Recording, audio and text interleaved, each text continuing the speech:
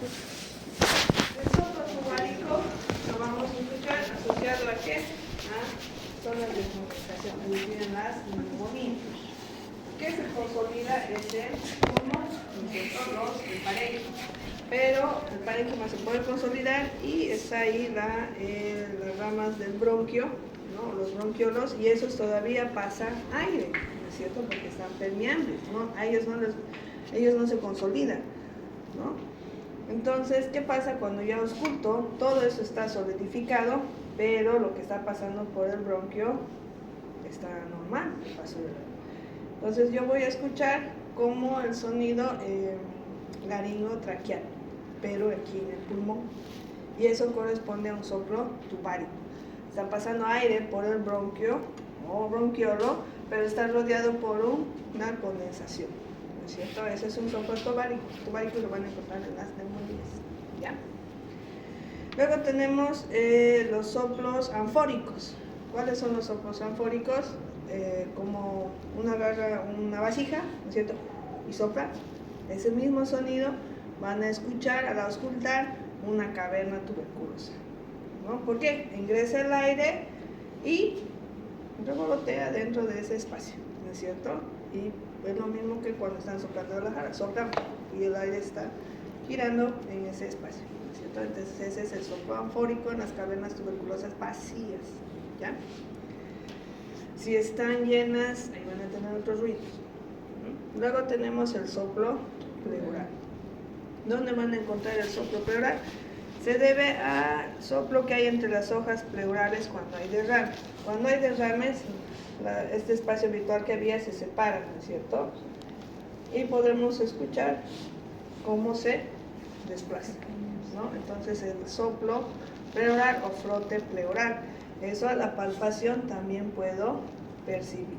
Y se acuerdan de los soplos cardíacos que habíamos visto, lo mismo también se puede en los soplos pleurales, ¿no? Ya. Luego tenemos los ruidos agregados, que aquí es donde la mayoría se confunde, y es que si buscan en diferentes libros, todos los clasifican de diferente forma, pero esta clasificación me parece que es buena, ¿no? Vamos a dividir los ruidos agregados en secos y húmedos. ¿Cuáles son los secos? Las sibilancias y los roncos. Esos son los secos, no se olviden. Entonces, las sibilancias, ¿qué quieren decir? Que hay vías aéreas estrechas. ¿Dónde vamos a encontrar sibilancias? En los pacientes con asma. ¿Sibilancias de qué tipo? Expiratoria. El aire ingresa, pero no puede salir, ¿no es cierto? Sibilancias inspiratorias, ¿dónde vamos a encontrar? En el asma cardíaca, en el preedema agudo de pulmón, ¿no es cierto? Y es frecuente, no diferencian entre inspiratorio y expiratorio. Escuchan la sibilancia y dicen, está con crisis asmática, le están poniendo ahí le están nebulizando su broncodilatador cuando el paciente está haciendo edema agudo del pulmón, ¿no? Entonces hay que diferenciar en qué tiempo es, si la sibilancia es inspiratoria o es expiratoria, ¿no es cierto? ¿Dónde más vamos a encontrar sibilancias que sean limitadas a un segmento? Porque en el asma cardíaca y en el asma respiratoria es completo, ¿no es cierto? Son ambos pulmones. No es un pulmón, son los dos, es bilateral. Cuando es unilateral o en un solo segmento, entonces tienen que pensar en un proceso obstructivo, la famosa pepa de mandarina, ¿no es cierto? Ya.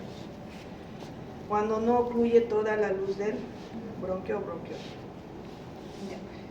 Luego tenemos los roncus, ¿no es cierto? Que se producen por vías aéreas estrechas, por obstrucción mucosa, o como podemos encontrarlo en las bronquitis crónicas, ¿no es cierto? Están ligeramente obstruidas por el edema que hay en sus paredes, ¿no? Por procesos inflamatorios, pueden ser agudos o crónicos. Entre los crónicos tendríamos la bronquitis crónica.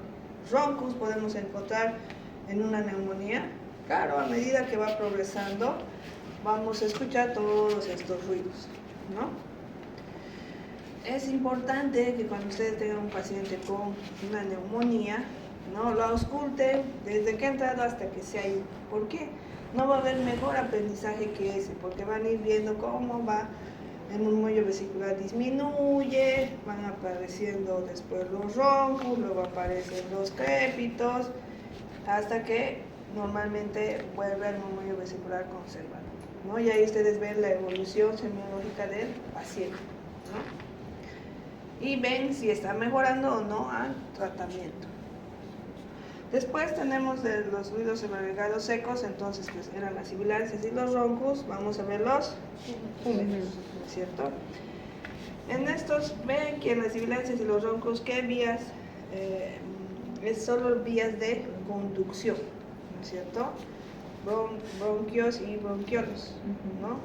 Ya en los estatores húmedos, o los ruidos sobreagregados húmedos, ya es en parénquima, ya son los alveolos, ¿ya? Y aquí vamos a tener los rales subcrepitantes y los rales crepitantes. En los libros más antiguos van a encontrar, en vez de rales, quería estertores, y les va a decir de mediana, de pequeña y de gran burbuja, ¿ya? Pero ahora en la actualidad solo es rales subcrepitantes y rales crepitantes. ¿Dónde van a encontrar los rales subcrepitantes? En el edema de los bronquios pequeños, en las bronquiolitis o en las bronquitis, ¿no? Van a poder escuchar esos rales, ¿no? Y los rales crepitantes, esos van a encontrar que es similar, les decía, al cabello. Ese sonido son los rales crepitantes, ¿no? ¿Dónde encontramos? En el edema agudo del pulmón ya instaurado y en procesos intersticiales. Tenemos neumonías, neumonitis, en todas esas vamos a encontrar rales crepitantes. ¿Por qué? Los alveolos ya están ocupados con líquido, ¿no es cierto?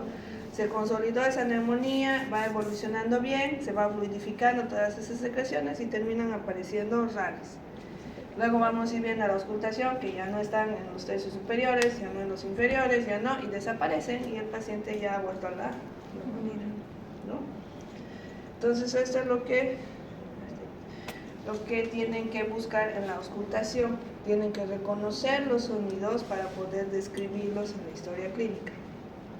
¿No es cierto? Paciente, si nos enfocamos solo a la auscultación, el murmullo vesicular disminuido en tercio inferior del lado derecho, con presencia de rales crepitantes en el tercio medio, ¿no? Para que vayan describiendo en dónde está lo que están escuchando. Para familiarizarse, Carlos les iba a mandar unos videos de los ruidos respiratorios, pero también pueden verlos en internet. Son varios ruidos, les va a mostrar los ruidos de las sibilancias, de los rales crepitantes, para que vayan familiarizando sus oídos. Ya les he dicho, practiquen primero en personas sanas, para saber qué es lo normal, y así cuando ya vea algo rarito que escuchen, ya saben que es patológico, ¿no? Ya, eso sería, jóvenes. Doctora, ¿en la tarde venimos a las 2 en punto o va a continuar con el grupo?